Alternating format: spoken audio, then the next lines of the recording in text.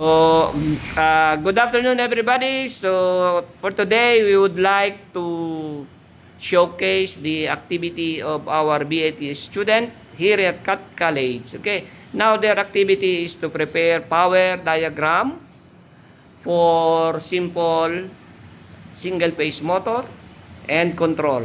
Okay, so as you can see, the groups are divided into three. I mean, the students are divided into three groups. Each one, they have their own equipment. Okay, guys, let's demonstrate. First, demonstrate your work. Turn on the breakers. Okay, so we are here at Cat College Laboratory. Okay, so turn on the... Okay, so start. Okay, start. Okay, stop. Okay, start again.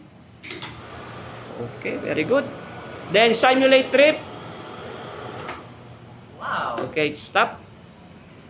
Okay, run again. Run. Okay. Then trip again. Let's see. Okay.